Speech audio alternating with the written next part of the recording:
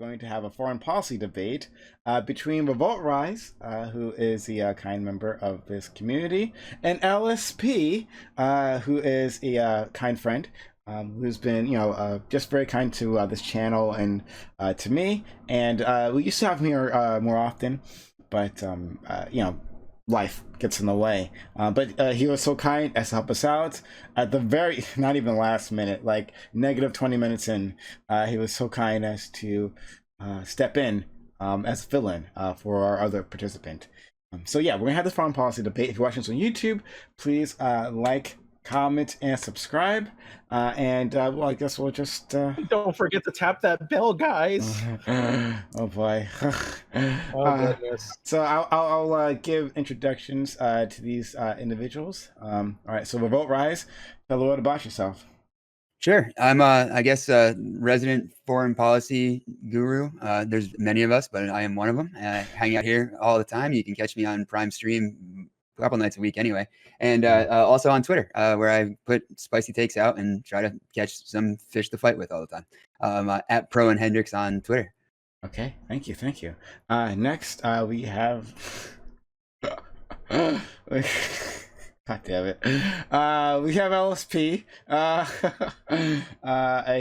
He's a premium.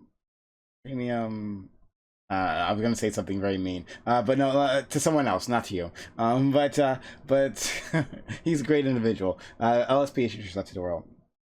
Hi, I'm LSP. I'm not a foreign policy expert. I'm more of a foreign policy hobbyist. So I guess Revolt's going to win this. But in that sense, I came in last minute. So what's the worst that could happen? I like long walks on the beach. I like music. I can say the alphabet backwards. That's pretty cool. And he is kind enough to help bail us out when we really needed it. Okay, all right, so the discussion will be at least initially on Afghanistan. We might move on to other topics, right? And we'll go from there. All right, I'm going to get myself off the screen. I will give you each 2 minutes to state your point on Afghanistan as to whether we should have gone in and all that stuff, right? And then after that, if you guys want to do rebuttals, immediate rebuttals, you can do that, and then we can just jump into open debate or however you want to do it. We can play it by ear. None of it matters. All right, off we go. We will start with RevoltRise. Sure, I'll give you something to respond to. Okay, I think that we all know that this has been a bit of a quagmire in the past couple of days here, and the past couple of weeks, and the 20 years before that as well. The problem with going into Afghanistan in the first place was that the people that we were there to quote unquote get weren't even in the country. It was incredibly large misuse of American military capital and political capital and actual capital. We spent almost $2 trillion killing about 240,000 Afghan people between the Afghan military, Afghan police, and the civilians that were killed. In this war, we lost more than 2,000 U.S. soldiers, 4,000 U.S. contractors. And at the end of the day, the Taliban that we were allegedly eradicating have more power, more control of a bigger area of the country. They have more weapons. They have more Humvees. They have more helicopters. They have more airplanes, ironically, than they did when we started. So all of this was a giant waste. And part of the reason why was because we never had any actual goals there. Other than, getting Osama bin Laden. But that wasn't very well thought out, because it turns out he was hanging out in Pakistan just a little bit over the border, pretty close to what they would consider to be their Annapolis, like one of their major military schools. So right under the nose of their government. The issue with extremism has been far from eradicated. We've just spread it out further across the world. And the United States was completely wrong to continue to stay there and try to reform this country into a liberal democracy, something that both didn't have the infrastructure or the demand from the United States people for the mandate for us to be there in the first place. And we lost the support of the world. The Canadians pulled out in 2014, and I think that they were one of the last people standing. So this was something that was a mistake from the get-go. It was badly executed, and it was just an absolute terrible bit of policy all the way around. And hopefully we learned our lesson. Okay, let's go to LSP. Okay, I wrote down your points as I saw them, and I want to start by saying you're full of shit and you're stupid. Sure. No, I'm just kidding. I love you. I don't even know you. No, I'm just kidding. this is going well so far. Thank you. Yeah, I just wanted to start this real loose. So you say Afghanistan's been a bit of a quagmire. I don't disagree with that. It has. You make this point several times. You say Afghanistan's a bit of a quagmire. We didn't go in with any sort of concrete goals. It was badly executed. I agree with all of that. All of that is true. You can't go back in time and redo history, unfortunately. You just but I fundamentally disagree with this idea that, because you don't get it right the first time, you shouldn't do it at all. Yeah, I agree that Afghanistan was poorly executed. But when you say the problem was going in that Al Qaeda wasn't even in the country, that's not true. Al Qaeda was in Afghanistan, right? We had a major operation against them in the mountains of Tora Bora. The issue with Osama bin Laden was that he was able to flee across the Pakistani border because we thought the Pakistani border was better secured and guarded by the Pakistani military than it actually was. We had at one point considered the use of gator mines on that side of the border to stop any sort of retreat from high profile Al Qaeda figures. But the use of those mines is banned under international law, so we didn't want to risk it. When you say it's a misuse of capital, there's like a yes and no there. Like, to the degree that we end up leaving weapons and equipment to what I would argue is basically a terrorist organization and the Taliban, I would say, yeah, that's the misuse of capital. But it's not from investing it in the A&A, right? It's not from giving it to the Afghan government, right?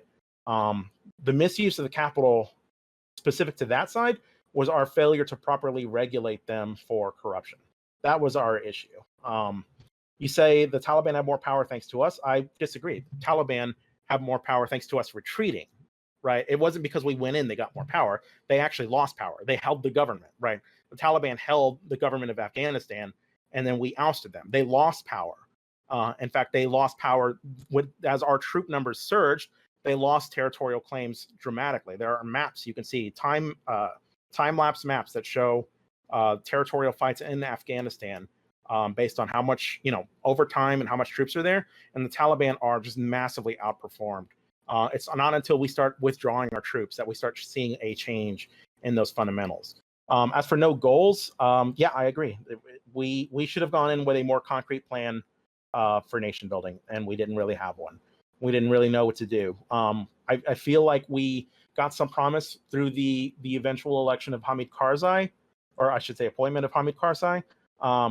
But insofar as like he wasn't able to keep a sustained corruption-free Afghanistan, it fell flat on its face.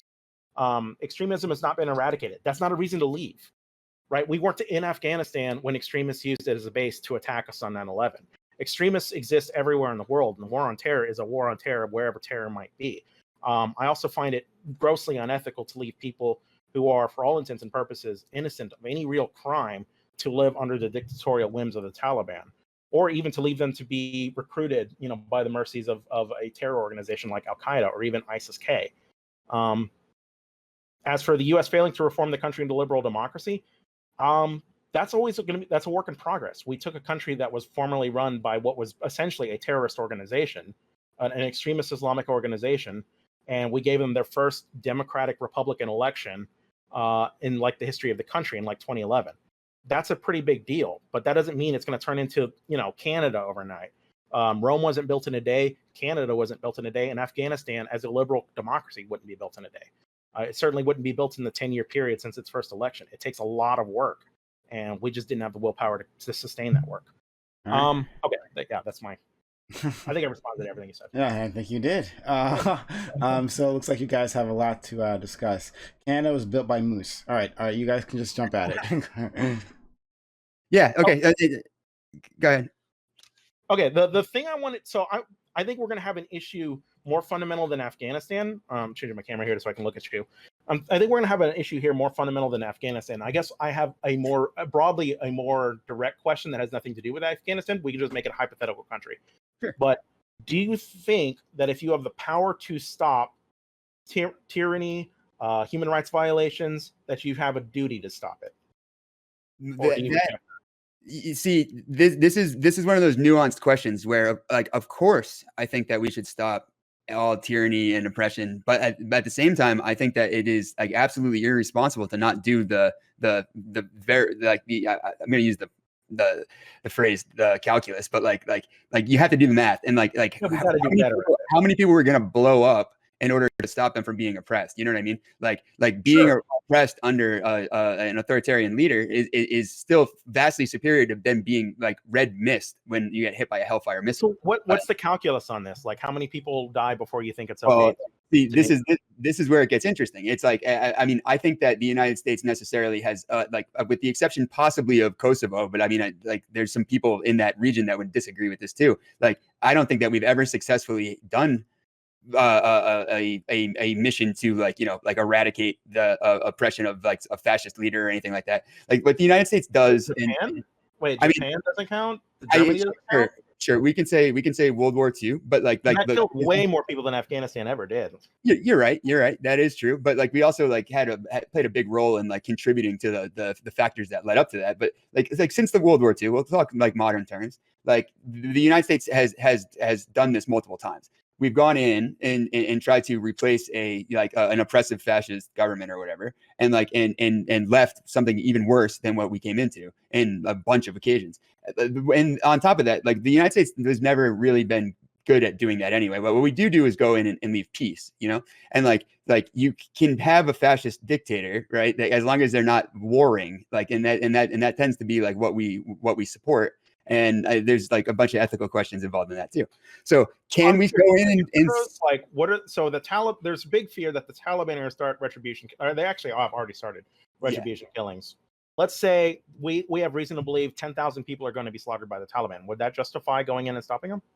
I mean, how many? See, this is where it comes into play. Like we know for a fact that we killed like something along the lines of or during the course of our war.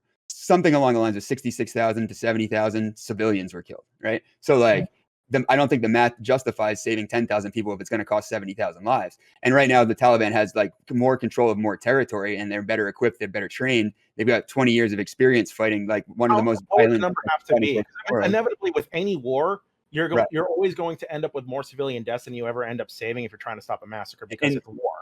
Yeah. Right? So along those lines, if you just let them kill 10,000, yeah, that's fine. Whether it's 50,000, I mean, eventually they're holding these people hostage. Eventually you do get to that point. So I would say that the point for me, I would like to see every possible method other than war come to pass before we get there. You know what I mean? And what would those methods be for like the Taliban? Yeah, so in the case of the Taliban, like there's things that we can do, like if we're going to cooperate with the governments around them, which is obviously hard because we're talking about China, Russia, Pakistan, like these are not countries these are not countries that are going to cooperate with us. But like in another situation that wasn't Afghanistan, like let's say we did have a friendly government nearby, like we can do things like seal off their border, we can like embargo them, and of course like that has its own problems too, because like you're going to see necessarily like loss of life. We saw this in Iraq. The number the 500,000 was bantered around, but like that was this is a strategy we've applied to North Korea that hasn't worked. Like, why would it work with the Taliban? Right. Well, I mean, part of the reason why it would work with the Taliban is because the Taliban's intent is to stay inside the country, right?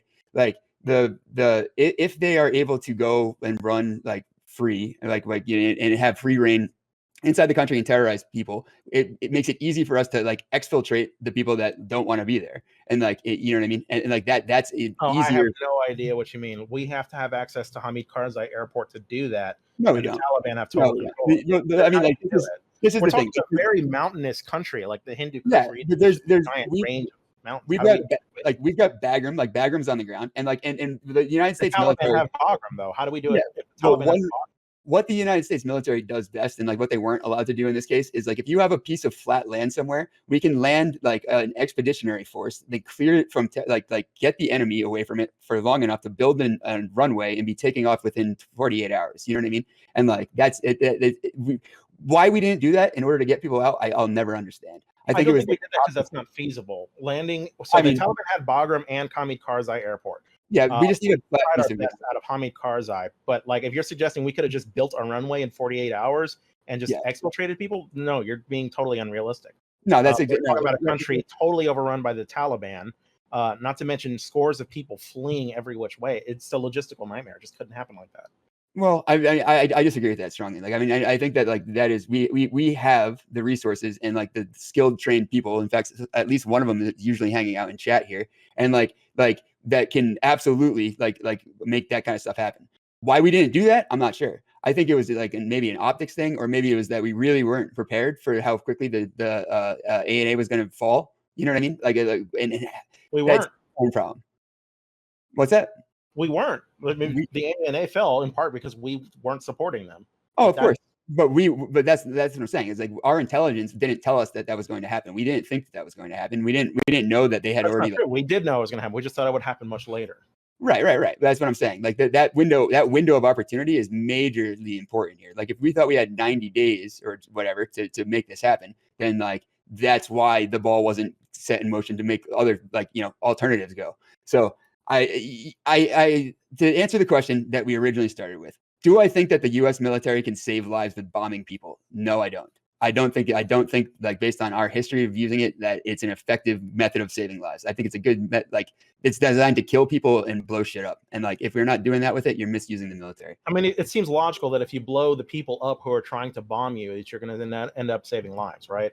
I mean, that is logical, but unfortunately, like that hasn't been like able to be like put into practice in an efficient way. I think there's been plenty demonstrated with our combat against ISIS. Like our strikes against ISIS, by and large, they've receded territory.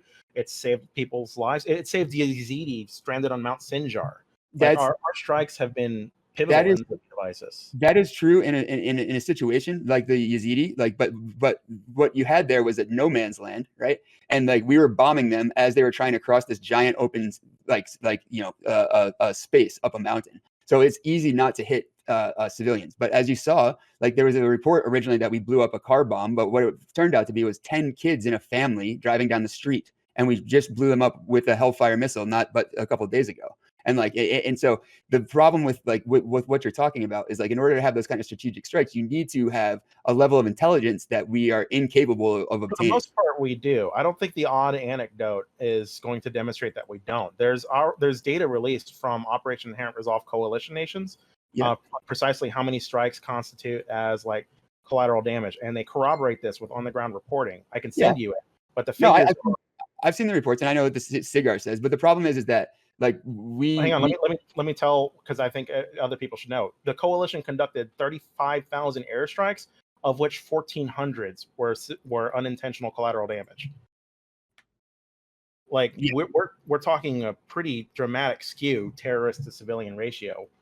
Well, I mean, so now we're getting the 1,400 incidents of collateral damage. How many of them were like multiple casualty incidents? Like what was the total number of casualties that resulted? That was the casualties. 1,398 civilians have been unintentionally killed by coalition action since the beginning of Operation Inherent Resolve. I thought it was way higher than that because I thought we were at 66,000 civilians that were killed in the war. But I mean, I guess 66,000. Right. That means on all sides. Yeah, exactly. But you were saying strikes don't save lives. Well, here's some evidence that strikes do.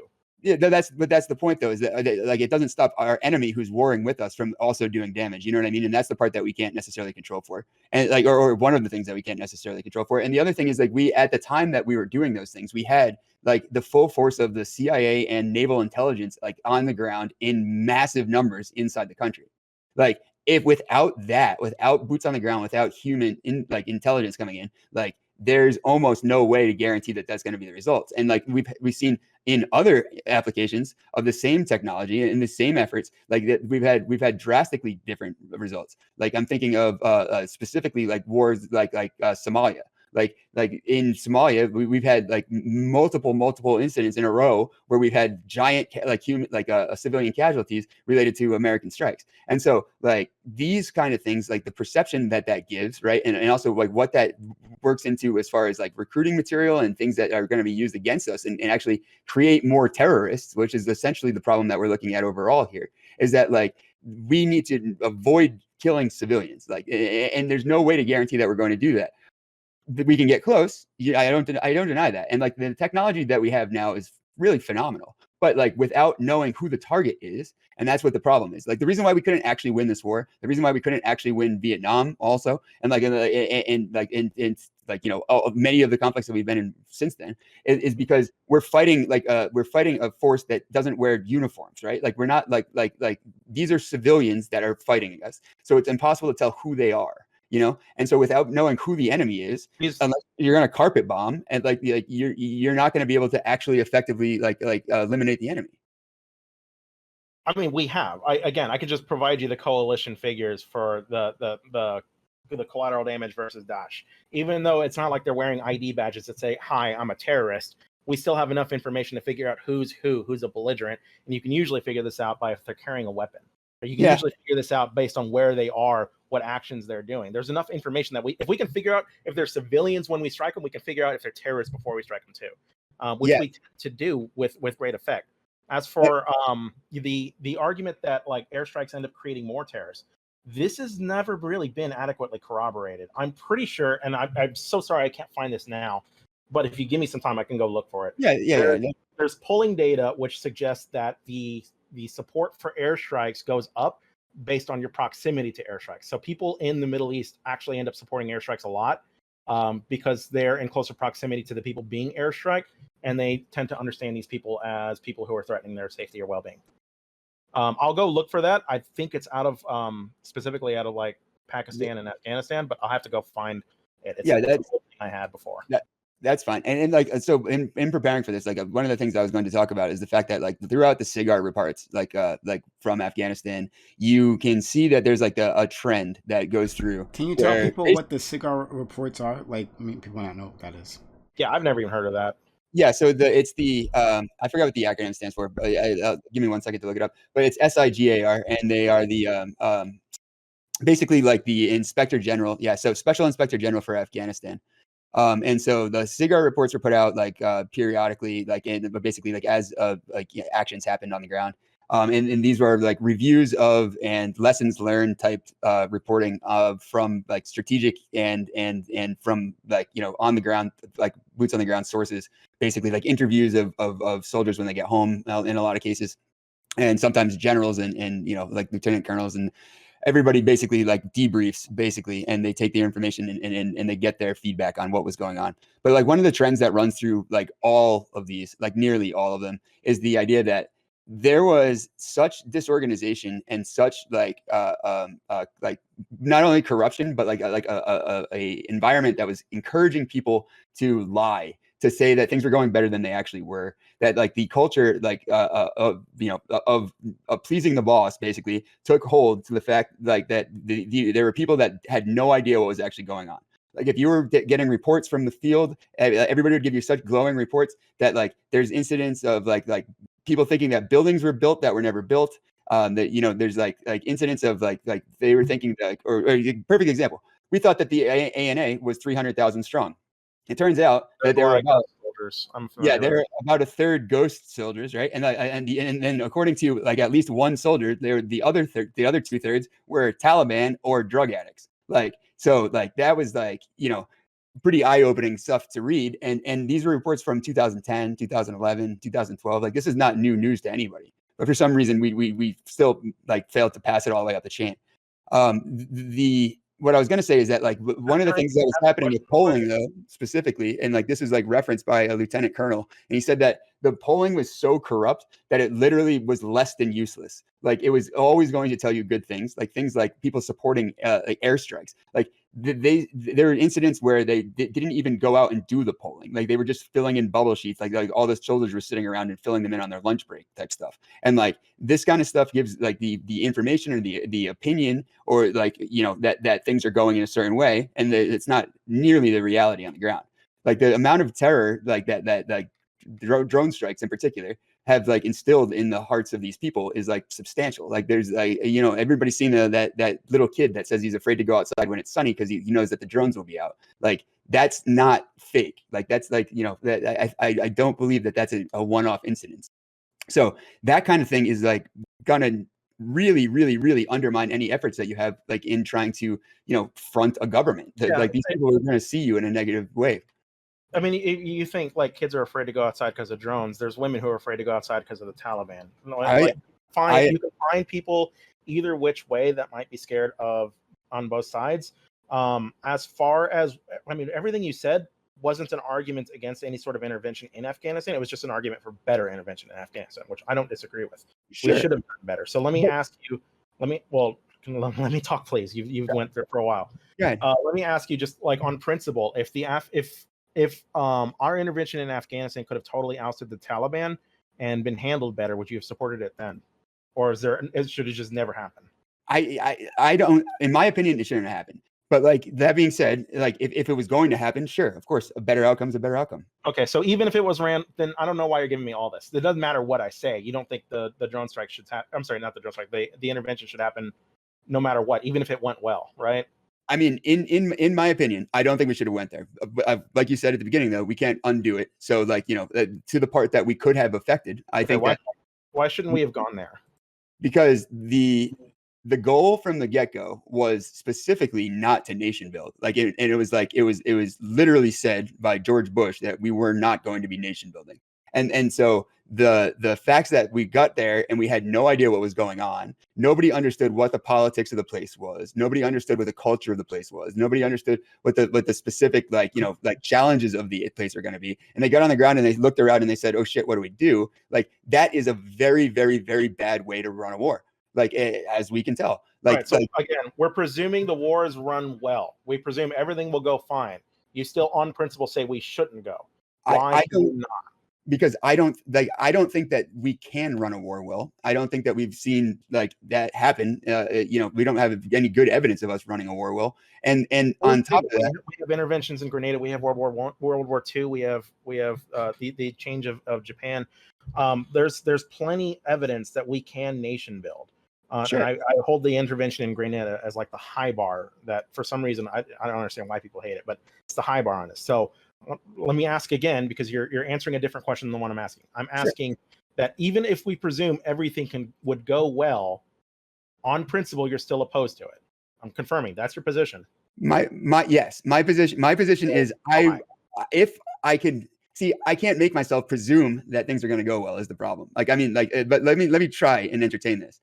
If everything's going to go well, and if we have a stated goal, and if we have like clear boundaries to what our mission is, and we avoid mission creep, you know what I mean? Like if we do those things and we execute it properly and everything goes well, then sure, we should try that. But like, I again don't think that all of those things can exist in a reality. You realize this is like a logical paradox. Like wars don't go well, so we should never interfere, because then that's just going to be the way they are forever, because they'll never go well. Right. Like unless you learn from the lessons of history and recommit yourself to building the world a better place, you're always going to say, look at all the evidence, it hasn't gone well, because you've locked yourself into that spot. How about you just go and do it better? Because the reason why we can't do it better is because we have a broken government in this country that will never work and will never support the war correctly, and will never be able to get public support in like the end and actually have like, our military is so competent we can build runways in literal mountains, right? Yes. Out in like 48 hours, but we can't nation build. Like this is too hard. Right. We can't do anything better beyond that. What the military is capable of and what the government is capable of using the military to do are two completely separate things. What should our government be then? Like, how would our government have to change to make this a good? We would have to like have like I mean this gets down a deep line of like of prescriptions that like I'm not sure I want to commit to like right now, because I don't necessarily have all those answers. But I think that the facts is that we had Republican houses and Democrat houses. We had Republican Senates and Democrat Senates. We had Republican presidents and Democrat presidents, and none of them were able to competently handle this war. And like, so like, you know, this is what we have as evidence of what we're capable of. The most recent war that we fought is the most like that's what we can do. So we've got Iraq, right? We've got Afghanistan. We've got Syria, which like, again, is a disaster. We've got Libya, disaster. We've got like all of these problems, right? And no solutions to them. And like we could have solutions. Well, you've locked yourself in a corner again. All of these problems are a byproduct of lacks of intervention. We don't really have a cohesive intervention strategy in Syria. We didn't really have a cohesive intervention strategy in Libya. We instituted a no-fly zone, and the Libyans overthrew their own government. But if we were more involved, conceivably, we could have fixed this. That's right. But there was no public support for it. Well, there was in Libya. There actually was a lot of public support for Libya. This idea that like the Libyans look to America as like some great Satan that's come and ousted their good king Muammar Gaddafi is just ridiculous. Muammar Gaddafi was oppressive to the Libyan people, right? There's no reason to think they would have rejected any American support in building a better place for them. No more so than Kuwait after Saddam Hussein. But the problem is that they didn't get American support. They got British and French support, and like in the British and French half-ass support, like led to like a disaster. And like there's still give them half-ass support. Give them full support, right? Like you. Oh, again, why didn't we? We had bad when we're not even doing anything.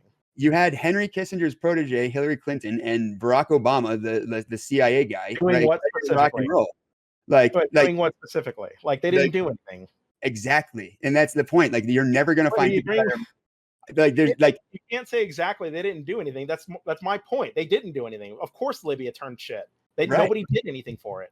So in what political environment do you think there is a better chance that there is going to be political support for the military going in and doing what the military is capable of doing in those situations?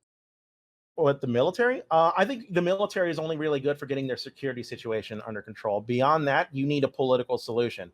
The smart thing to do would have been to work with the Afghan resistance that ousted Muammar Gaddafi in the first place and transition that government to the best of our ability. We did that nakedly. We did that barely. This is not a full-fledged intervention. We did nothing to control for their security situation. We didn't want to, because the political fallout we were worried would look like Iraq. We wouldn't want to be caught in the middle of a sectarian civil war. So we made a mistake the other way. We didn't get involved at all, and it turned into a civil war. Right. So there's solutions that exist and I can make the arguments in Kosovo. I can make the arguments in Grenada that it has worked time and time again, right? But we've become politically cucked. We've become politically scared of the consequences, so we don't want to intervene, even when human rights dictate it necessary.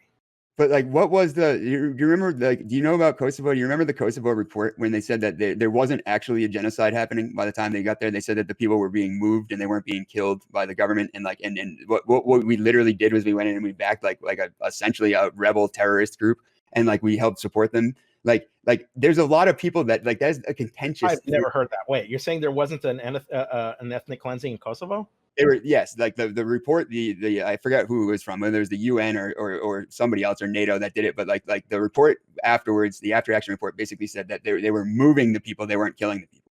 And so it's like we like there's a lot of contention there, even though that gets used as an example, like a shining example of our ability. But and also I'd counter that like it was a NATO operation. Like, granted, the other ones, Afghanistan technically was too, and so was Iraq technically, but like they were US-led NATO operations. In the second case, or in the Kosovo case, it was a NATO-led with US support type deal. And like, so NATO can handle it. I'll give you that. But like the United States by themselves, when they were trying to like make unilateral military action or lead a group like NATO around, has not been like terribly successful. On top of Grenada, but Grenada, sure, but like yes, I'm not against NATO action as well. We can work with our NATO allies. We did in Afghanistan to secure it actually for 20 years. Yeah, 90 countries went in with us, right? Yeah, the issue was that we left, and the Afghan people aren't going to fight for the people who abandoned them, right? Why would they waste the time? 65,000 ANA soldiers did, and they died. So our issue, once again, the issue isn't that we intervened in the first place. We intervened and the place got better. The issue was that we left, that we didn't secure their security situation, that we abandoned them. Yeah, and there's a lot of truth to that. But the other side to that is that we spent how many years? Like, so in 2011 was when we really started to focus on building up the ANA, right? But like, so 10 years of all the money, all the resources, and like essentially the entire, whatever the United States has, like there's nothing that we left on the table during that time, or at least for parts of that time, right? And the result was that we built an army that was able to stand for 7 days. No, the result was 65,000 dead Afghanis in a civil war that lasted 10 years. Well, I mean, but let's not forget they were able to stand for 7 days after we withdrew, after we stopped supporting them, after the world stopped supporting them. And again, why would they try if they're being abandoned? Why would they waste their lives, if they have no support from any of the allies that said they would back them? But like, okay, so like if they're not going to stand and fight for their own country, why are we fighting for it? Because it's the right thing to do. Because securing the peace and well-being of the Afghani people is the right thing to do. That's why you do it. I mean, but the thing is I'm not one of these people that thinks that we can't walk and chew gum at the same time. But it's also true that like we have been fighting essentially U.S. intervention blowback like since the 1940s. Like we flipped over Syria to give it to Bashar al-Assad's dad like in 1949, and then we did Iran, and then later in the late 50s we did helped Iraq, and then Egypt, and like. These are the places that we're still there, and we're still everything's still fucked up, and like so. We don't have any blowback in Kuwait. Like, why is Kuwait not a giant terrorist haven right now? I mean, why did we tell Saddam Hussein he could invade Kuwait and that we wouldn't stop him? We literally sent April Jalipsy over there to say that conflicts between Arab countries. You deflected my question because the answer to my question would just defeat your entire premise. The reason why the reason why Kuwait's not a terrorist haven today is because we still have a presence in Kuwait. Yeah, right? Exactly. We still control for the security.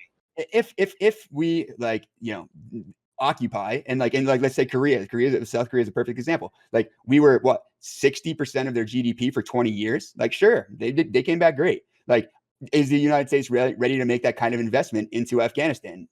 I don't think so. And if we're not going to make that kind of investment, if we weren't already committed to do that, can you think of a reason we're never going to get the outcome that you're saying? Like this seems obvious to me. Like if the consequences of leaving the Korean state is like a dictatorial state ends up taking it over and mass slaughtering people, I don't see why we wouldn't apply the same standard to Afghanistan. So can you think of a reason not political why we shouldn't make that investment in Afghanistan? Why we shouldn't secure the well-being of the people there?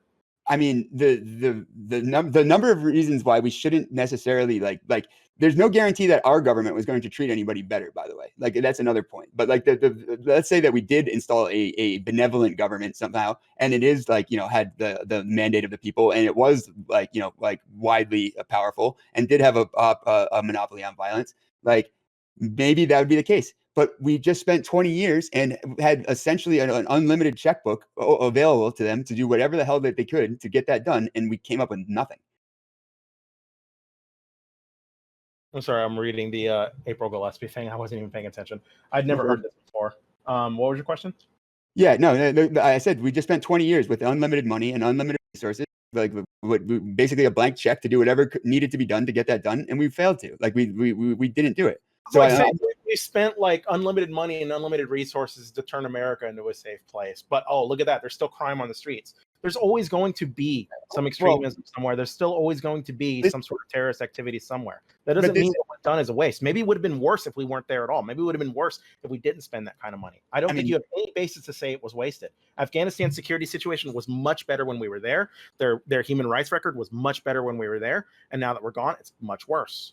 It seems like the common denominator here is our presence. Yeah, that's fine. So, but what amount of resources are you willing to extend, and for how long to put them there? And keeping in mind, of course, that this was when this decision was being made to pull out, when Trump was originally working on this. I forgot which month it was, but basically in 2018 there was 28,000 people killed.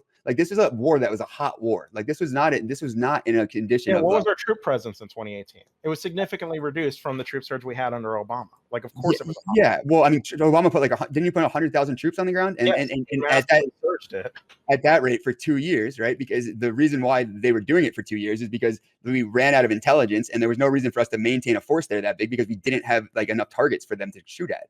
No, I think the reason we stopped doing it is because Obama made political concessions to get us out of there. Well, I mean, that being the case, that means that the American people didn't have the will to continue to fight that war, right? They should toughen up. I'm sorry, I don't think whether or not we let people get slaughtered in the world should depend on whether Americans are okay with letting them get slaughtered. As for how many resources we devote there, there's no. I find it interesting. We don't put a price tag on those resources when it comes to nations like Japan, or when it comes to nations like Korea, or when it comes to nations like Kuwait, whose defenses we do provide for. But when it comes to Afghanistan, suddenly we're very concerned about the price tag. I understand being civil-minded or even conservative-minded with how much you spend. I totally get that, but it's not like we're going bankrupt fighting. I don't personally, I don't subscribe. Like when I say spend, I mean human capital. I mean lives. Like my brother was killed fighting in Iraq in 2014 when we should have been way out of that fucking war by then. You know what I mean? And like, I don't think that American families should have to deal with that personally. And also, like, I don't think that like it is a valuable use of the resources of this country to be fucking sending people to die for a place. I'm sorry. I think sometimes that's the cost of doing the right thing. Would you have let the Rwandan genocide just carry on, you know, in the name of protecting American lives? I mean, I wouldn't have armed the people doing the genocide in the first place. Fight a war 20 years before then. Okay, wait, did not answer my question. Would you have let the Rwandan genocide carry on in order to avoid sparing American lives? I mean, this is like that ethical question that we've already talked about. And the point that I'd say is that like Rwandan genocide seems like it would probably be a pretty safe bet that we could like interfere there and like not have it be a huge human cost, right? Like that seems like a no-brainer. But what about like the Rohingya? I'm not sure I understood your answer. It seems like a no-brainer that we interfere there, and what? I said it seems like a no-brainer that we probably should have interfered, like we should have been involved sooner, and like we shouldn't have let like that conditions get to where they got like at all. But like there's many other cases where that's not necessarily clear. Why do you say that about Rwanda but not Afghanistan? Because there's a big difference between people like there was no active, like in Afghanistan at the time, there was not like actively like groups of soldiers going house to house and machine gunning people down. Like we know that for a fact. Like it was the people that were being killed in this civil war. Machine gun right now. What are you talking about? You think that the Taliban are not machine gunning people right now?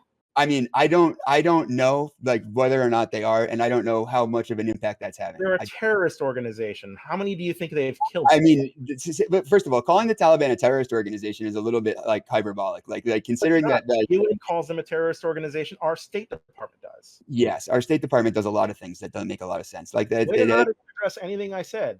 The legitimate governance of the world find the Taliban to be a terrorist organization. Sure. Okay.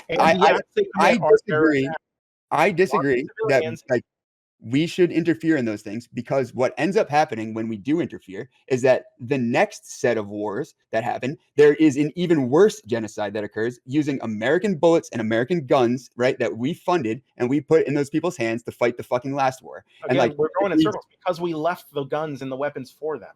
But yes, right. You've basically totally ignored the question, which is why is Afghanistan different than the Rwanda? You don't have any basis to say that.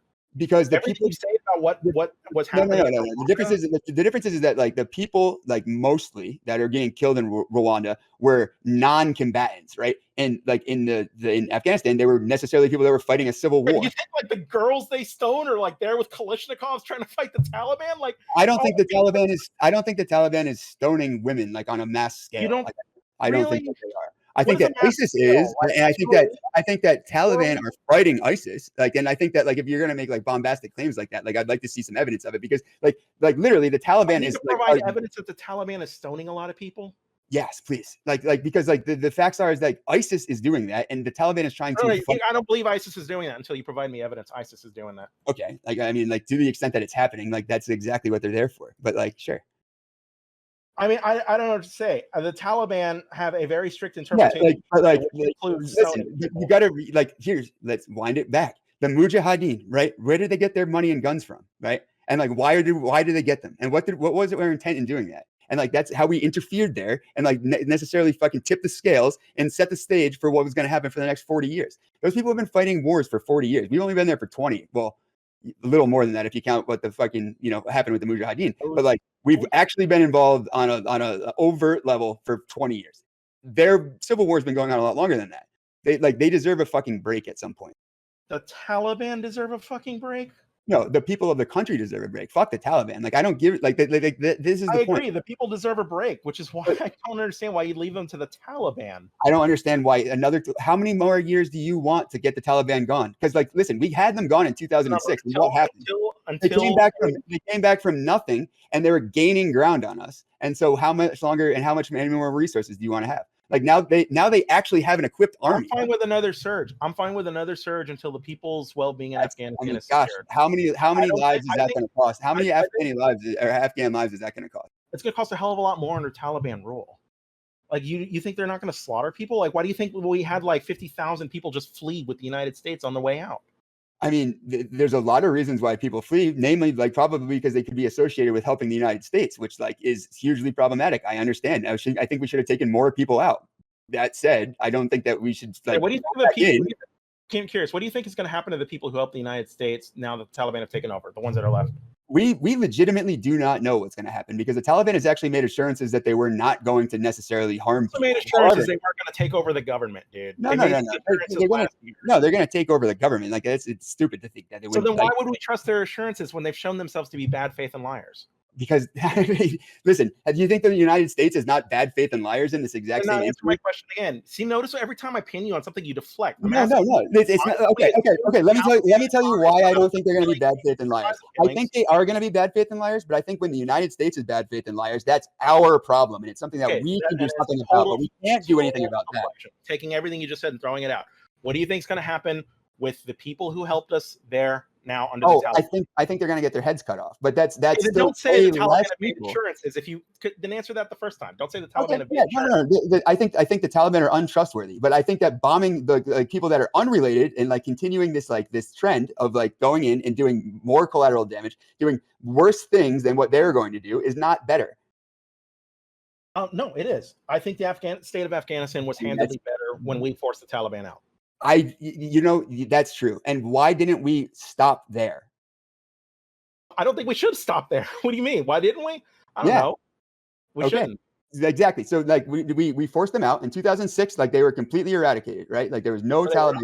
They were not completely eradicated. They were. The Taliban had zero like political, like they had no territory in 2006 or very minimal territory and like as little as they were going to get. Like we weren't going to chase them into every nook and cranny, but like that was as far as they were willing to go. And then in 2011, they had 30% of the country not existent. Like clearly the Taliban still exists. Clearly they still had territory and clearly they still had weapons enough that they could take over the government. Sure, but like so, I mean, what happened? We were there, and like what happened? What do you mean? Like in 2006, we had run them out of the country, and they had like there was no like fighting or resistance still ongoing. At that point, we started devoting resources heavily to Iraq. Like the big betrayal for like Afghanistan's government and Afghanistan's infrastructure was the fact that we redevoted our resources to Iraq. Right. The Taliban lost like all their territory in congruence with our surging of troops.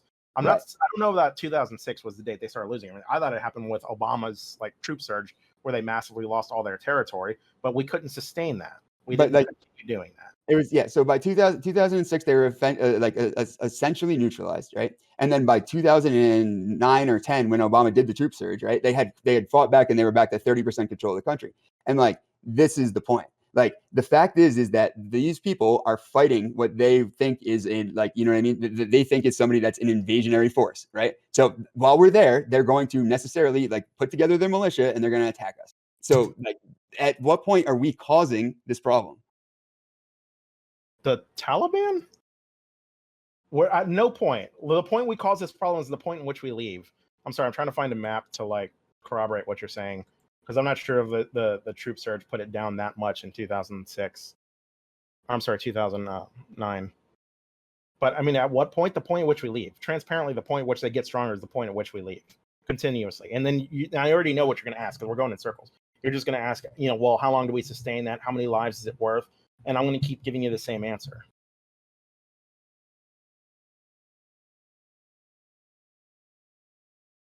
And I guess the next question is like, so we drove them out of Afghanistan largely, right? By like 2003, 4, 5, they were like well on the run, right? So at what point in there do we start bombing in Pakistan? And like what point in there do we start chasing them through other countries in like a major like offensive way?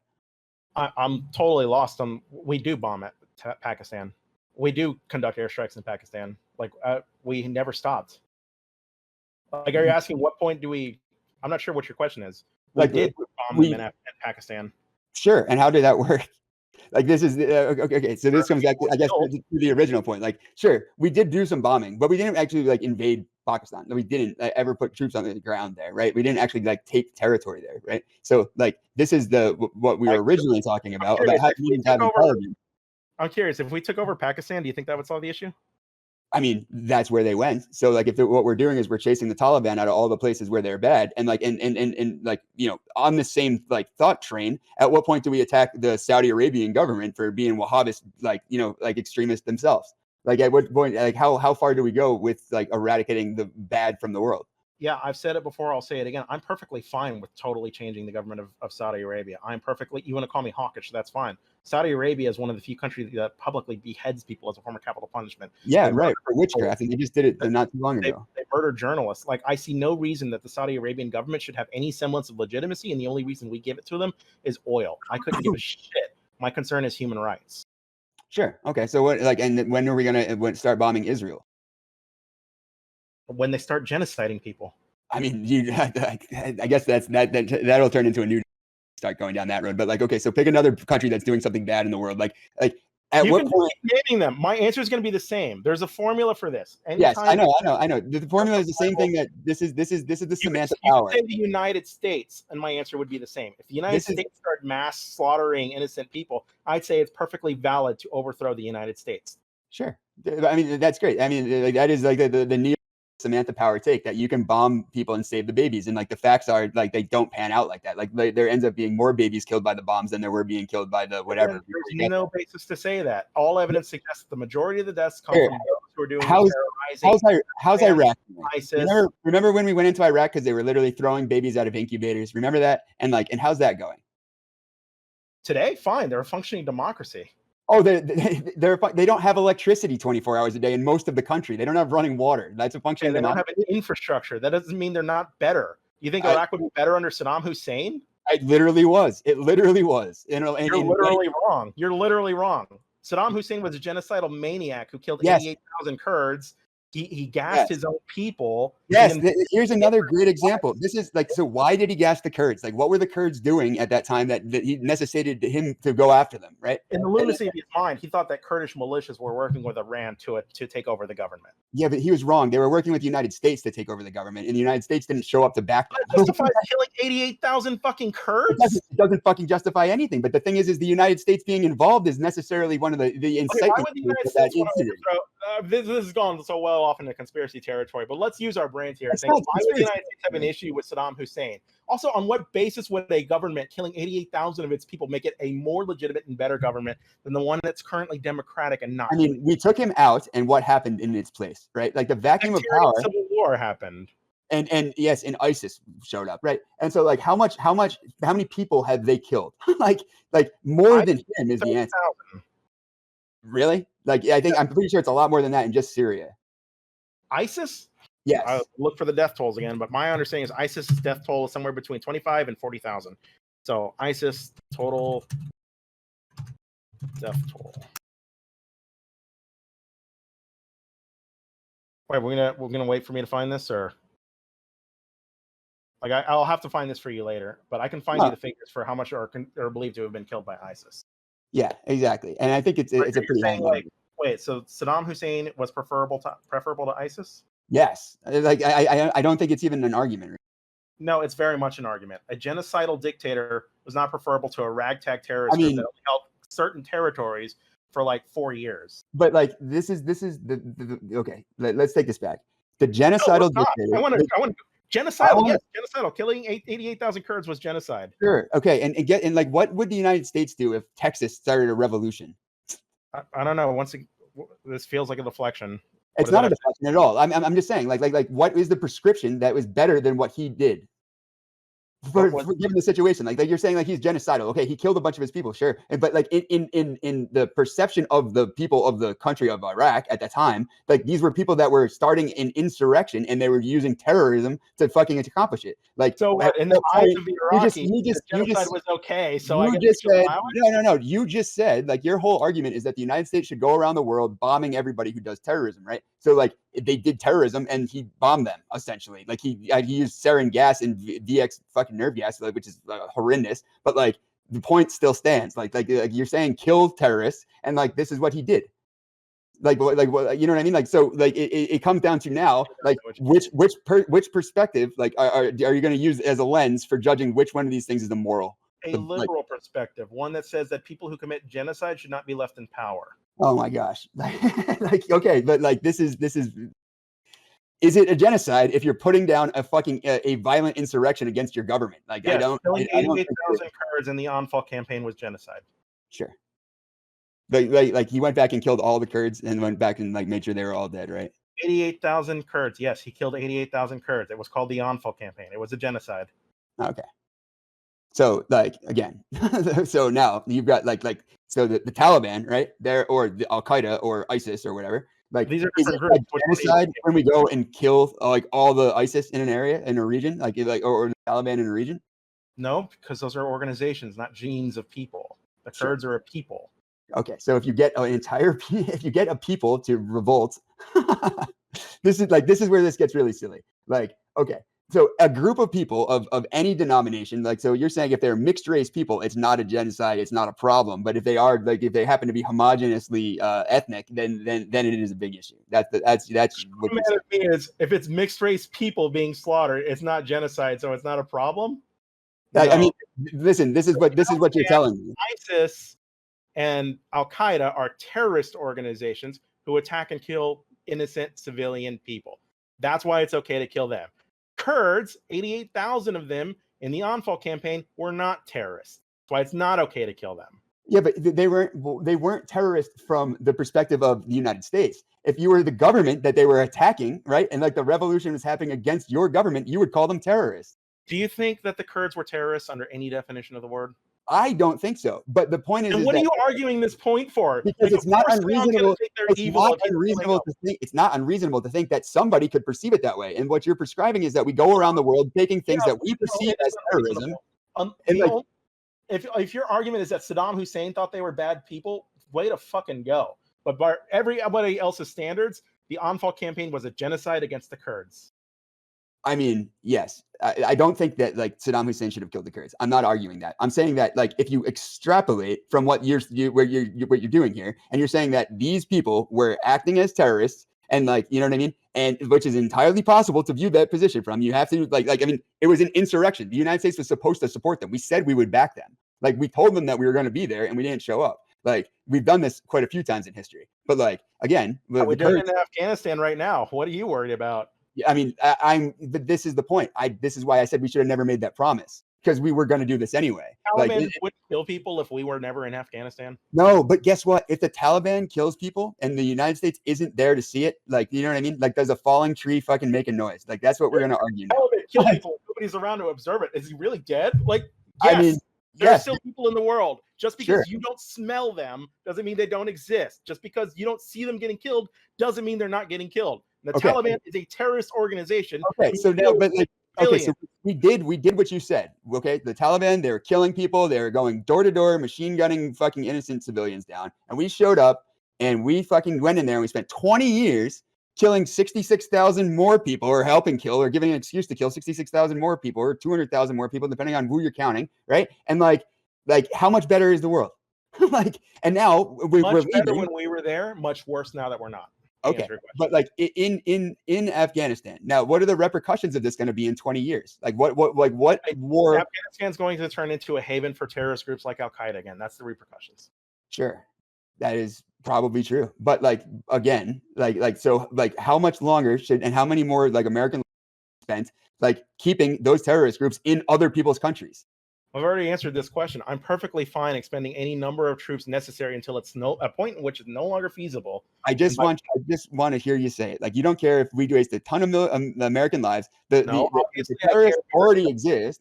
The terrorists already exist. Right now, they're obviously I care about human lives, which is why I'm so passionate about our commitment there and our betrayal of the Afghan people. I do care about every life. Every life matters, right? Like, how many places is ISIS currently operating in? They're operating in Syria, Yemen, Iraq, Libya, Somalia, Mali, Afghanistan, and Pakistan, as far as I know, and probably more. Yeah, and also, like, I think Indonesia has a problem with them, and some other places that are around the Pacific Rim. So it's an offshoot. Abu Sayyaf or something like that. It's an offshoot. Okay, that's fine. I'll forget about the Pacific Rim now. Like, like, would they be in those countries if they like had Afghanistan to fucking be their central hub? Yes. Are you sure? Yes, I'm 100% sure. Okay, I disagree with that. I think that like the fact that they can now have like essentially free reign over Afghanistan means that they're concentrating in Afghanistan, and like that makes it necessarily easier to do what you think we're going to do anyway. Like, if we go back in and have to kill them, like I mean, like that is like almost like, so if we let Afghanistan be the new Syria or the new Iraq, it would be better for the world over because there would be concentrations of ISIS in this Indonesia. is what we said about Iraq in the first place. Like this is we went in to kill the genocidal dictator, right? And we created a big fucking mess. And then we followed that mess to Syria and made a big fucking mess there, and then did the same thing in Libya and did the same thing. You know what I mean? Like, how many fucking, like, we should have stopped at Afghanistan if we're going to be in anywhere. And like now we're leaving Afghanistan in worse condition, and there's all these other countries that are fucked up too.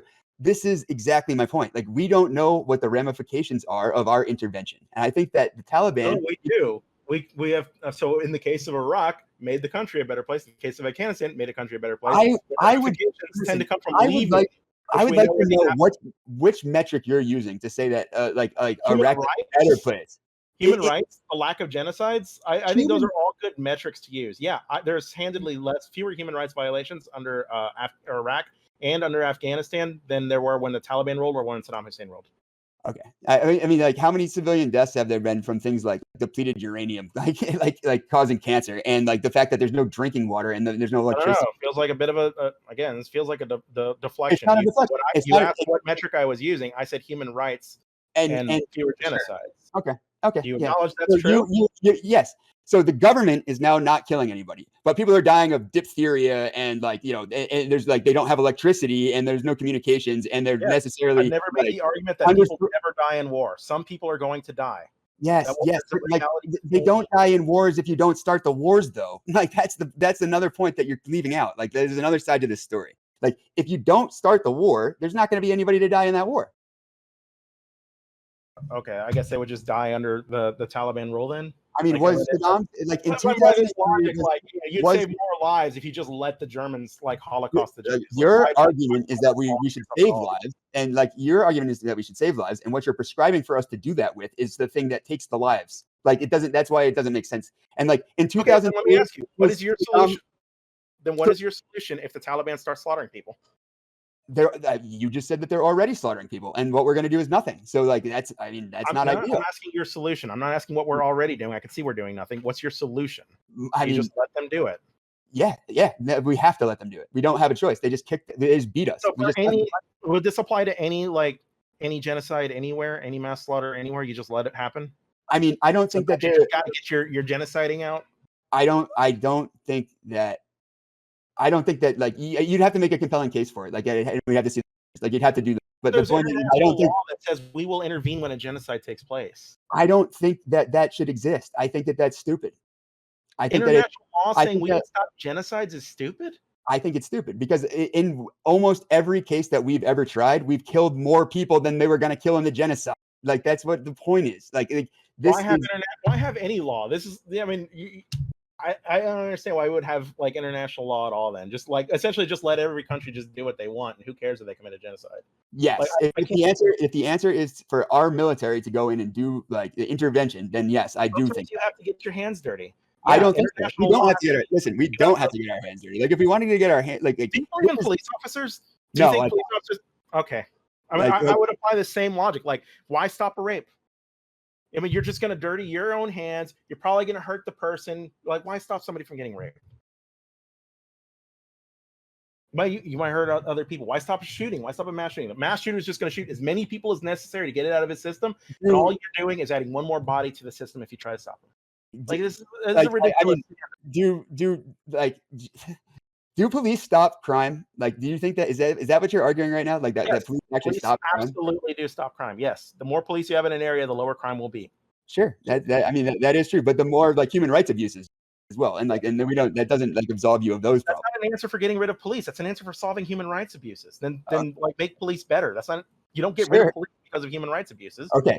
But like, okay. So like, if we hypothetically can make this like a police force that doesn't do crimes and doesn't do like human rights problems, right? Like, then like, sure, I support you. If we can hypothetically make a military that makes a bomb that won't kill mom and child, you know what I mean? And while we're trying to get a terrorist, then yes, let's go everywhere and just kill all the terrorists. That's easy.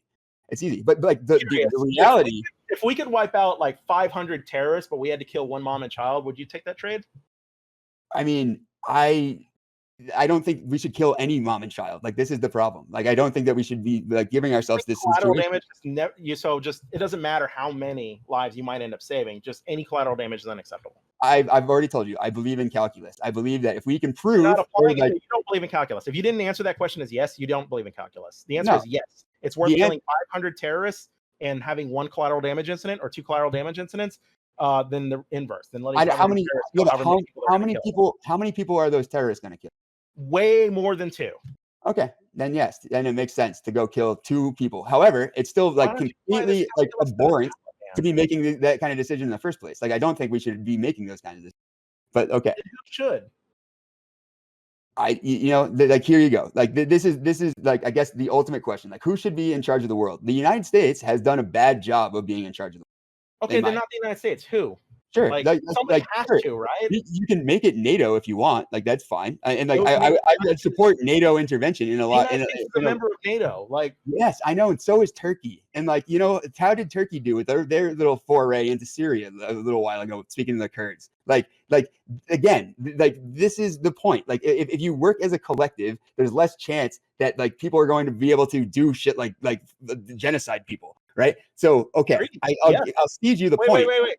But we're not doing that. You're walking back your genocide point from earlier. It's fine if we work as a collective. I'm saying that the United States should not be unilaterally acting with its military on any issue anywhere outside of its borders, as far as I'm concerned. Fucking like because we're completely reckless and irresponsible, and every time we do, it ends up costing fucking more lives than it would have been lost in the first. And let me ask the Rwanda question again. Rwanda's committing a genocide. Nobody in the world wants to do anything. You would have an issue if the United States unilaterally stepped up to stop it? Yes, because if the United States unilaterally stepped up to stop it, the United States would kill more people than we're going to die anyway, because that's any basis to believe that. I mean, the basis to believe that is every fucking war with the exception of Grenada. Like, okay. You don't know how many people would have died otherwise. I mean, here's the point. Like, I think that we can just we can figure out how many bullets they had. You know what I mean? Like, there's math that can be done. And they're gonna kill so many people, they'll run out of bullets. I don't agree with this. Is a stupid argument. I'm sorry. Sure. I mean, I'm happy with a stupid argument with the United States isn't the one killing the people. As long as the United States isn't the one killing the people, I don't care who does what, so long as human lives and human well-being are protected. Okay. I don't care if it's the United States. I don't care if it's NATO. I don't care if it's China or Russia. I don't care if it's the Taliban. If they turn over a new heel and decide they're going to live their lives for the better, right? Yep. But we know this is not the case. And I think under your point of view, if the world looked like, if it was led by people with your ideas, the world would be a worse, more chaotic place. Okay. A lot more genocide and a lot more. Find me one example of a genocide that hasn't, within like 2 orders of separation, been caused by something the United States fucking did, intervening with something else. The Rwanda genocide. We talked about it earlier. Again, this is almost completely untrue. The reason. Oh my gosh, I don't know enough to actually speak about this. They say directly. Okay, well then don't say it's not true, because I do. Okay, fine. Educate me then. Where did the people that were doing the killing in Rwanda get their weapons from? The FAR, and why did they have them? And the RPF got them from Uganda. Okay. So, why was France arming people in Rwanda? Because the French supported the FAR military, which was the legitimate government and the legitimate government's military, in the same way we supported Afghanistan. Okay. So this then essentially what I already knew, and I wasn't going to make the accusation, but is this the point, did this start or trickle down from imperialism in Africa in the first place? Is this the result of interference that the French did in the first place? No.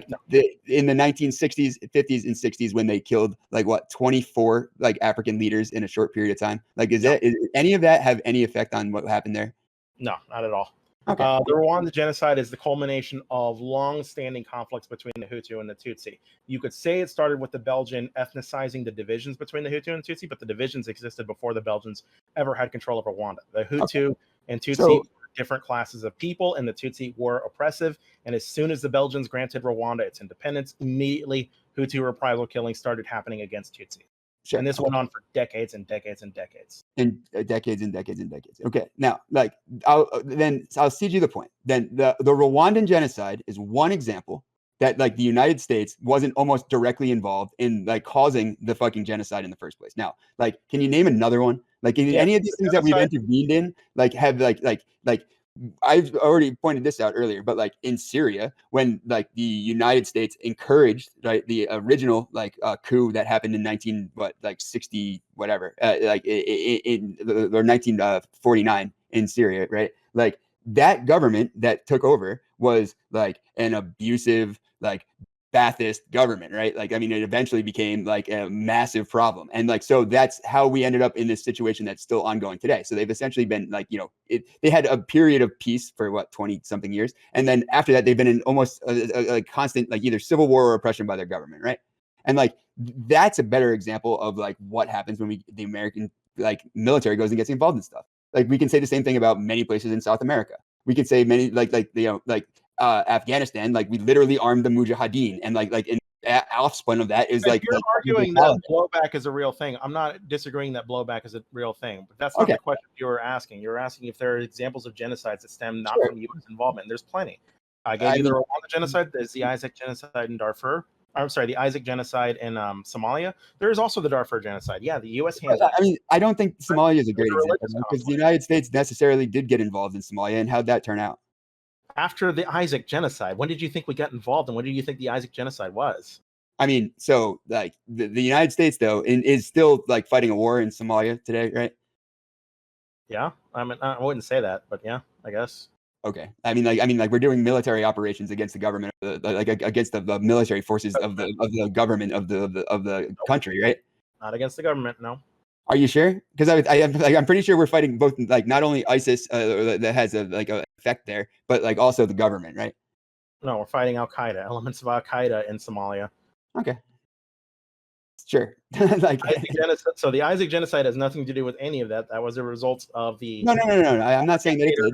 I'm saying that the United States is the United States' involvement in Somalia in 1992, right, or whenever that was, 1994, was probably something that a factor in the war that's going on still. And okay, so that is exactly my point.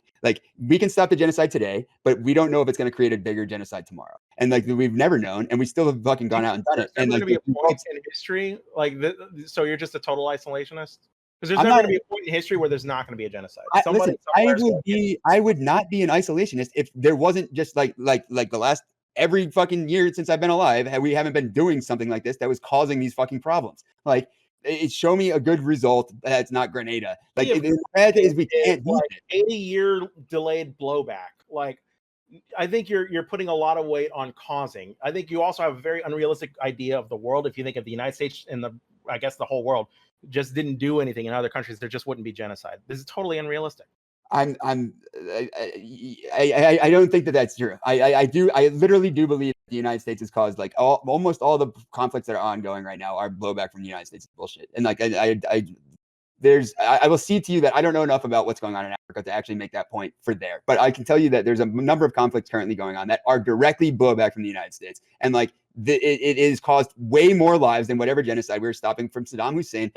What Saddam Hussein was doing in Iraq in 2003, it was not worth creating ISIS and spreading them throughout fucking the Levant. You know what I mean?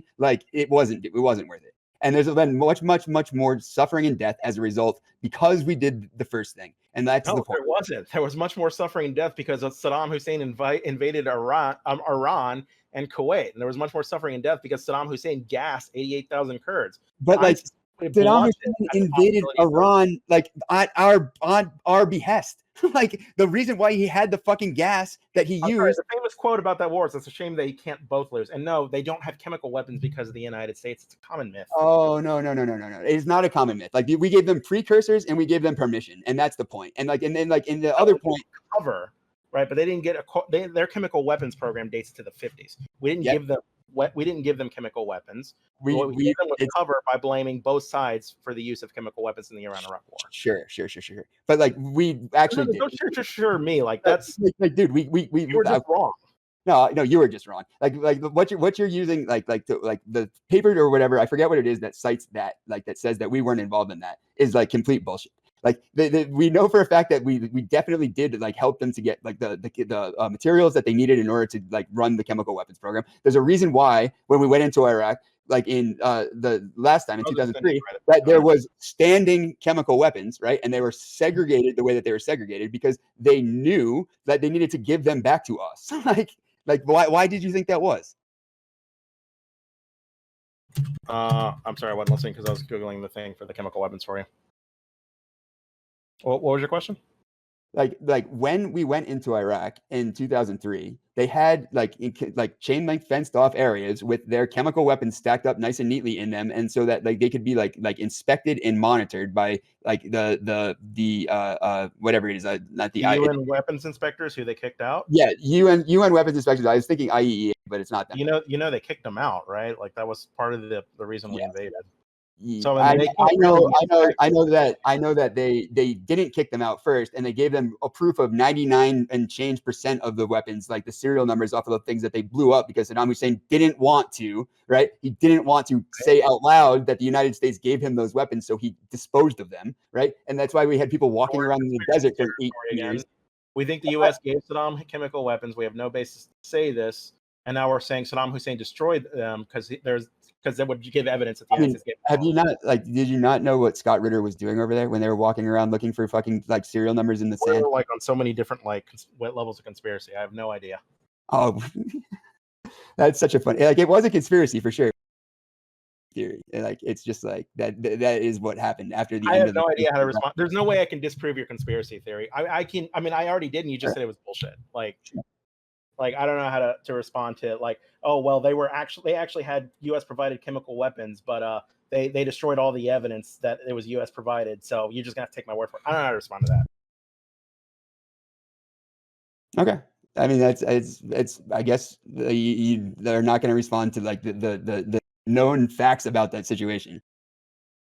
I didn't know them. Ain't that known? I mean, that doesn't change the fact that there's the facts about that situation. Give me a second to find it. I'll show you what I'm talking about. Okay. I look forward to the QAnon source. I'm not going to use a QAnon source. No. Just by the way, why is the report I use bullshit? I mean, which report are you using? I don't know. You tell me. You're the one saying it's bullshit. I said that there was a document that came out from the CIA or State Department or something that said that like things that we know happened and were proven like in other situations, right? And we admitted to at later dates, those things didn't happen, and it is what the report said. Okay, did this report say that the U.S. provided or did not provide chemical weapons to Saddam Hussein? Yeah, I believe the summary is that like the United States didn't have any effect on weapons. No, not any effect. Don't run away from words. I'm not running away from my words. No. You're putting words in my mouth. I literally said, and like I've said all along, that we gave them precursors and materials for building chemical weapons. Like, and that's like remains true. What materials did we give them? Yeah, I can give you specifics in a second.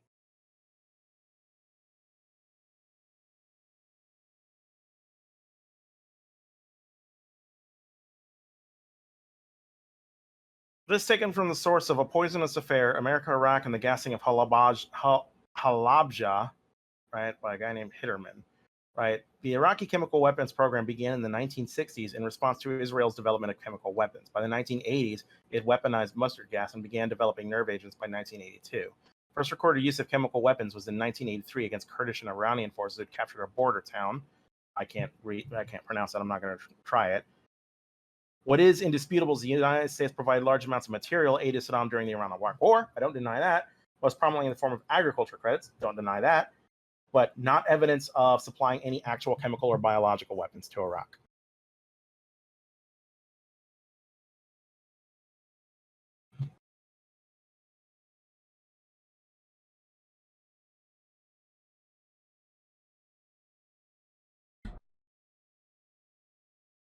What was the source on that? Like, where is that from? I'll send you the thing. Thanks. It's an Ask Reddit post. Here you go. He cites the source as A Poisonous Affair, America, Iraq, and the Gassing of Halabja by Juiced Hilterman at the bottom.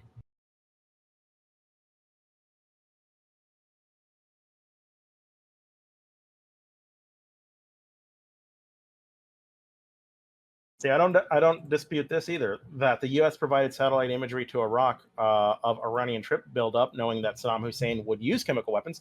Don't deny that, but that's not the same as providing them chemical. Sure. I agree. It's true. Like, providing them chemical weapons is not like directing their targeting information. That's 100% true.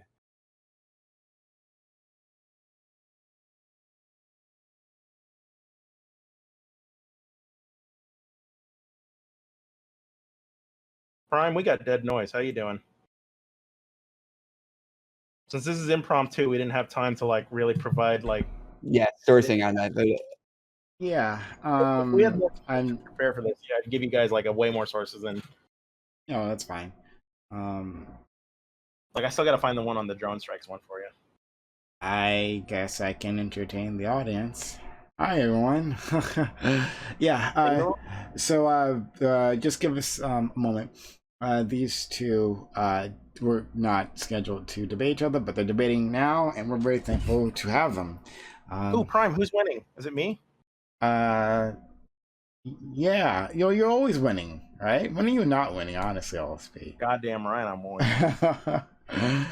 Yeah. So if you guys could give us a moment while they take a look at their sources. In fact, I'm gonna mute myself to you guys, so you guys can. I don't bother you all. Okay. Yeah. So. I guess we're on mute from the show then. Yeah. How's he gonna know when we're ready? Well, God damn it. I don't know. I can hear you. You just can't hear me. All right. He's gonna tell all these jokes about Prime too. So I know he hears. But God damn it. So take your time. Take your time. And look at this stuff. While I do tricks for the audience. I don't know, but all right. So hey everyone. Yeah. So we thank these two. And to be clear, to reiterate this point, your source is going to say that the U.S. provided chemical weapons to Saddam Hussein. It's gonna like that. We provided like materials. I forgot which chemicals they were necessarily that we provided, but and also precursors that they use in their manufacturing process. Okay, so we provided them the materials to synthesize chemical weapons, presumably with the knowledge they would do that. Right. And presumably, you mean the U.S. government, not like some corporation has some sort of an agreement with Saddam Hussein. No, like this, with the, I think it was possibly the French government was doing it as well, but the CIA knew that we were doing this. We were making a deal that was giving these the materials in the precursor, and I forget what it is. I wish I remembered because this is something that was on the top of my brain about a couple of months ago. In fact, I have a Discord thread in one of these servers here that has the fucking file that I needed in it, and I should have just started looking there first. Yeah, you're just gonna have to trust me to get like all the sources for the shit I sent. Whatever you want a source on. I don't question any. The only thing that I question sourcing on, or like the only thing that I'm even convinced at this point, I think, is this chemical weapons issue. I don't like the drone strike. I buy that number. But like, I think that like I would like to see a source that shows what like our capability is when we don't have like 30,000 CIA in the country on the ground. You know what I mean? Like if you can find that CIA, how many 30,000 CIA? I don't even think the CIA has that many people. Naval intelligence and how many people are employed by the CIA? I think it's over 100,000. But like the point is on the ground. 21,575 people. How many? 21,575 people. I mean, do you trust that number? I don't. Why would I not trust that number? Why would you not trust that number? Because like how many? Okay, so CIA is really Oh, I get it because Accurately all of their secret. they're going to lie to you about how many people they actually employ. Okay, Let's, they've got like a billion. They're like the let's size. what is their budget? What is their budget? I don't know. Let's go look it up. CIA budget 15 billion. Okay. And like that's it. There's no black budget involved because I'm pretty sure there is. I think it's like 80. If there was, I wouldn't know it because it's black, right? Right. Let's And go look at the budget breakdown. You can, and like there's an actual known number of that like what the United States has a black budget, and it's a details of the intelligent budget are classified. Only that's known is 26.6 billion for the fiscal year 1997. So it's probably higher than that.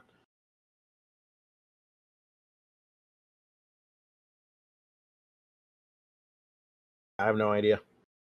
That's just from Wikipedia. So if you don't trust my fancy schmancy Wikipedia research, just I mean this is what I'm saying to you though. Like you have to employees that they have, but they also list their budget, and then they also list a black budget, and they don't tell you what the allocations of those things are. So like it's necessarily the point.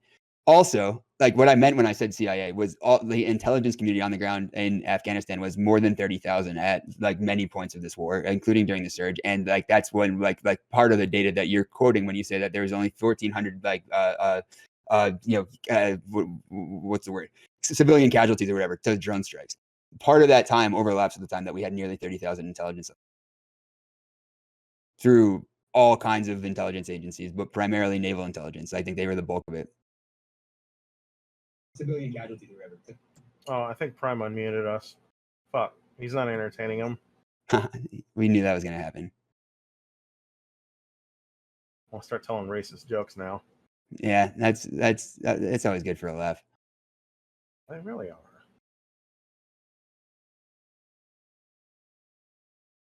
I told you we could hear you. God damn it!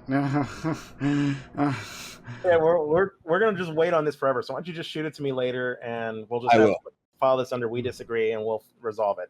I gave you my source. Just shoot me yours later. Okay.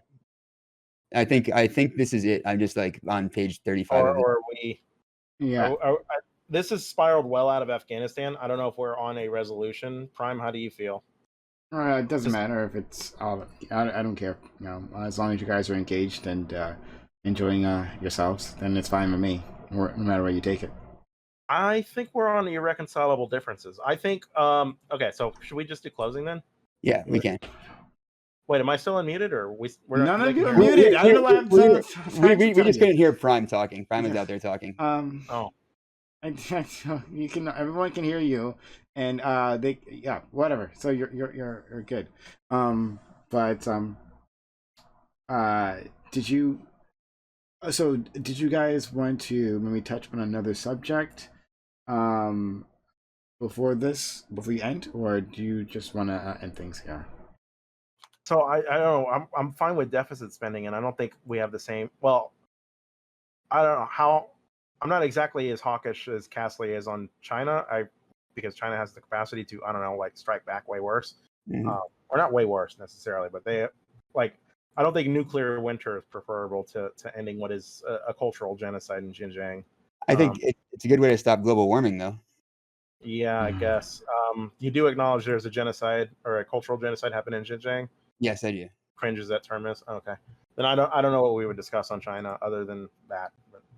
Okay, I actually thought you disagreed on that Revolt, but okay, that's fine.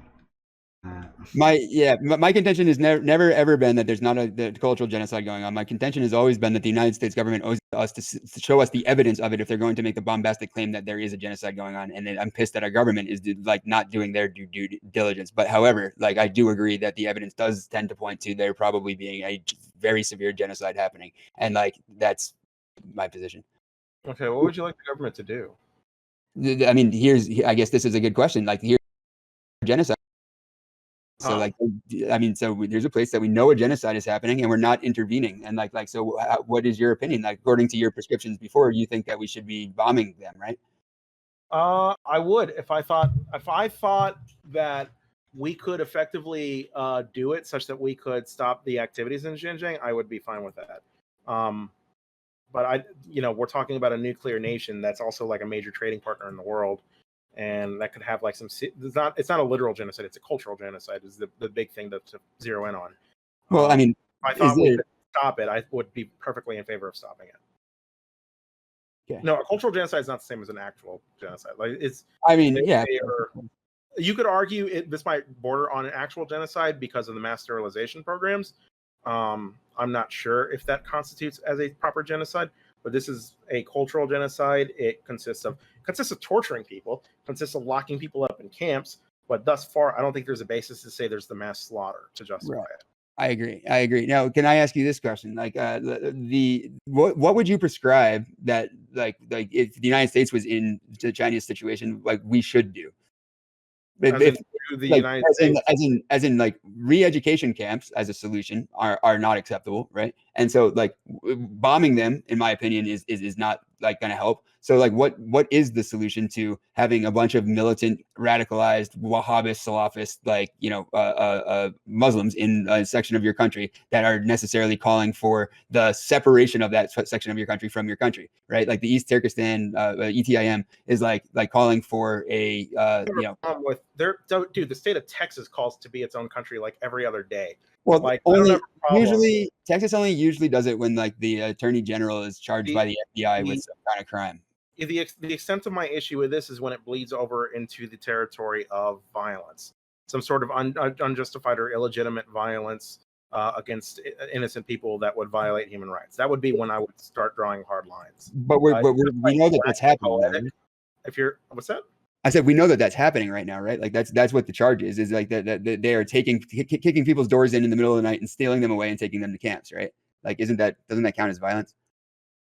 From China, yes. Well, I'm sorry, I didn't understand your question. You were asking what should the United States do if Wahhabists were calling for their own separatist state in the United States? I'm saying what should China do? What would or if you want to analogy to the United States, like would the United States do? What would be the right solution if you can't use camps and you can't bomb them? A democratic one. I think with Xinjiang, if the Uyghurs truly do, because I know there's a lot of nationalist movement they want to stamp down. I don't know the extent to which that's great enough that they could actually break off into their own state, but hypothetically, if they could, it would be better to just two-state solution it and then just establish an agreement for the Belt and Roads Initiative, which is China's primary reason for trying to stamp out nationalist sentiments in Xinjiang. If that would be the bloodless solution. I think that would be the best solution. Okay.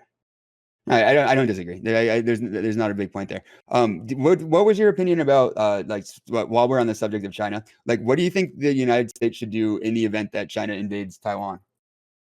I think we should defend Taiwan. I think if we're in Taiwan, they won't invade Taiwan.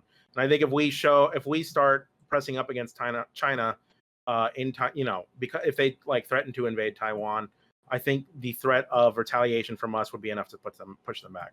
We're too big a trading partner and we're too big a military threat. But what do you think about, speaking of the military threat, so China, we know that has a hypersonic missile that's capable, a single missile is capable of sinking an aircraft carrier, right? And they've got something like a near 1,200 kilometer range on those. And they're putting them in all around the South China Sea. So our projection force necessarily requires that we have aircraft carriers there, but we don't have any defensive solution for that at the moment. We're technically pretty vulnerable. What do you think we should do if they sink one of our aircraft carriers? Declare war. I mean, if they attack us, we should declare war on them. But if we're going to send a bunch more of aircraft carriers into an essentially defenseless against this type of weapon, how are we going to do that? I imagine we'd be working with coalition nations, especially those surrounding them. Probably use Japan as a base of attack, rather than the contentious South China Sea, which is where they're building up their base. Vietnam probably wouldn't be fine with a war, on their northern border. So we could probably make a strategic alliance with Vietnam, insofar as that goes. I don't know how good the relationship is between Vietnam and China, considering they've had wars before. I know Vietnam was making headways thanks to the Trans-Pacific Partnership to be a major trading partner for us. So I imagine we could probably move them on that. If they attacked us, I think we could whip up enough of a coalition, to fight them that I think we would win. But I mean, obviously, you don't want it to come to that. I don't. Right. China does, we don't. Yeah. I know that we're getting a little bit off into the weeds there, but my point is do you think that if those are the stakes, right? Do you think that is still worth defending Taiwan? Do you think that it's worth potentially those costs? I truly believe that a nation like national sovereignty has to mean something. You can't just let other nations violate the sovereignty of others. In much the same way you have like a social contract with society, you can't just let people go around stealing and raping. You have to have a national social contract too, and a contract between nations that says, well, we respect each other's sovereignty. You can't just invade your neighbors, right? The world can't function like that. It creates too much refugee crisis, too many human rights abuses. It's just too much headaches all around. So yeah, you have to be prepared to meaningfully execute international law. Yeah, I mean, I personally, I disagree, but I don't disagree strongly enough to actually like really argue the point, because I think that there is an element of like the Chinese like Taiwan has unique resources and industries, right? That China could use to possibly like strangle the industry in the United States. Specifically, like TSMC comes to mind at the moment. Like if they choose to do that, that is something that is like, you know, akin to attacking the United States. So I think that like there's a bunch of like mutual interest in defending like our economic interest at home and Taiwan. I also think it's going to be a much harder battle than everybody leads on, but we'll see what happens. Yeah, you want to find something else to argue about? No, I'm perfectly content to close it out. Okay. I got work in the morning. Prime's just gonna have to figure out how to entertain people. Fair enough. Okay, yeah. So you all okay, to my audience, we're going to continue on with our open walk-on panel right after this. So the content does not end. We're just letting these two get an exit, and they'll give their closing statements, but the content does not end. We will continue on right after this, okay? All right. And if you've been enjoying this content, hit that follow button. If you're just joining us now, hit that follow button. Make sure notifications are on so you know we're going live. We do 6 nights a week. We want to make sure you be a part of this. So hit that follow button right now if you haven't done so already. Okay. So you guys can give your closing statements. Let's start with LSP. Sure. I appreciated the talk, Revolt. We have wild disagreements about the way the world should be constructed. I think if the world were constructed the way you wanted it to be, the world would be a hopeless place where the people who are victims of genocide would just have to accept their fate as victims of genocide, and the world would do nothing. It would be a bloodier place for it. And under my prescription for the world, it would be a more just place for it. It would be a place where human rights are respected and enforced. And this in the way they can only be enforced, which is at the end of a gun, and that's perfectly fine. I don't necessarily, I'm not a nationalist by any means. I don't care who does it, right? But human rights have to mean something, and I think a world where human rights are allowed to be violated wantonly by any oppressor who would choose to is a world that is fundamentally a worse place. Fair enough. I think that I don't disagree that that there is a certain amount of complicity and like a certain amount of like liability that lands on the United States to do some level of intervention in some cases. I think that there are definitely examples that exist.